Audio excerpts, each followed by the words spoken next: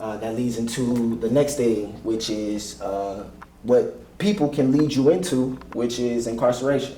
This is dedicated, or that it was dedicated to pretty much all the people that I lost to, incarceration.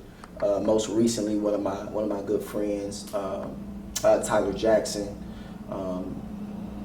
who basically started the apparel thing, doing his own shirts, very entrepreneurial, very smart, and one person that I would never expect, never wished for that on, but life happens, and it's just, it really doesn't matter what your color, what your name is. Anybody can get caught up in that system, and there's plenty of stars that's behind those walls, and he was one of them. For me, as an influence and as a friend, one of those stars that's behind those walls that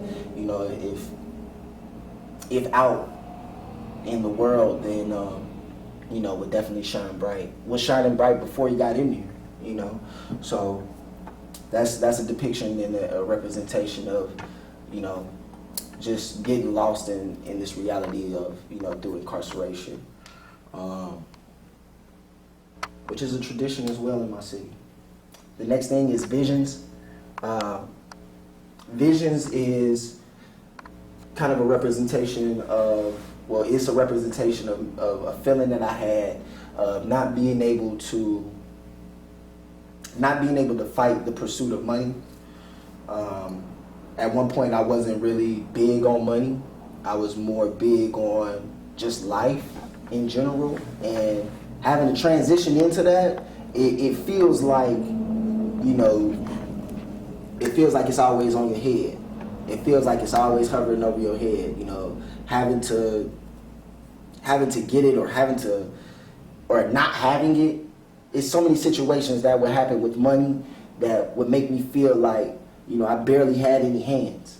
You know what I mean? I can't grab it. It's too big for me to grab, and it's too big for me to fight. So, all it leaves you with is visions of what if. And I wanted to represent that with, somebody that you can see in Cincinnati at any time, at any gas station, but represented with kind of those symbols of that feeling of just, not being able to even grasp it, not being able to even fight it or anything. You just kind of you gotta just have, gotta have some type of foresight or sight to what you're gonna do to get it off of you. So that leads into Beware Sinners, which is, the representation of basically that Grim Reaper that always is on your head as well. When you step outside, you don't know who you're gonna get into it with, you don't know what's gonna happen, you don't know who gonna feel what when, and you could just be in a crossfire and get caught up. So I've seen too many get caught up, and I wanted to represent that feeling of, that shadow person that seems like it's always moving around in this city freely.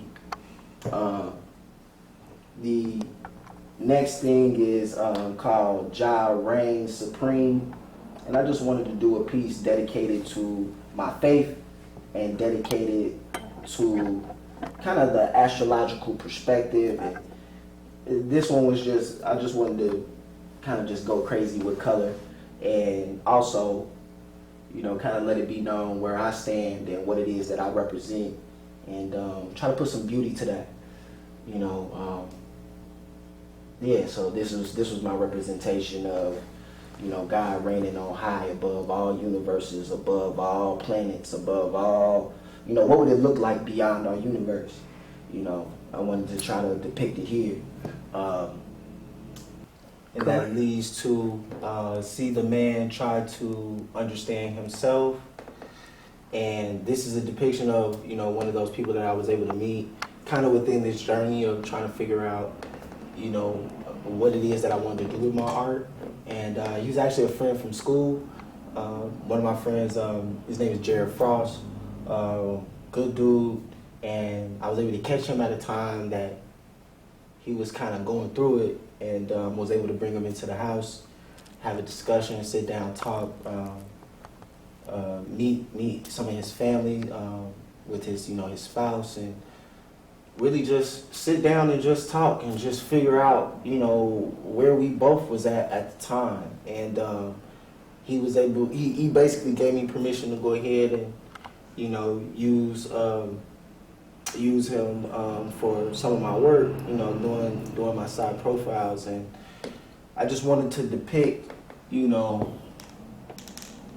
what it looks like when you might think one thing, but it's actually another. So, you look at this person. If you see this person in real life, then you might think that they might. I don't even know. You might think negatively, but in actuality, he's a good dude, very smart. Graduated from Wyoming High School just like me, and did it with a bunch of difficulties in his life. And he gave me the idea of starting to put the stories of the people that I see that I'm around out through my work and kind of give back in that way. So I wanted to definitely depict that moment that me and him had, just man to man talking and just young men trying to figure this thing out. This was kind of a snapshot or a moment in time for me that made me realize, how I can serve with my work as well. And within our discussion, trying to just understand who we are, where we stand, and this piece is very special to me. It was one of the first times I felt like, okay, I can be an artist. I can do this. This is meant for me. Okay, this one is See the Struggle, and I just wanted to represent having to deal with all of the pressures of life when it comes to just being responsible, being an adult, handling bills, just trying to make sense out of how you're going to get everything together and organized, because it's just kind of chaotic a little bit. Trying to self-medicate in between. In the TV portion that I have, it says, in life, the price of freedom is self-evident in the power of the dollar. That power is control, take your mind back, and spark the evolution. So that was just a little piece that I wanted to write of what it is that, I was seeing at the time, and understanding that you got to have both. You got to have both. You got to be able to.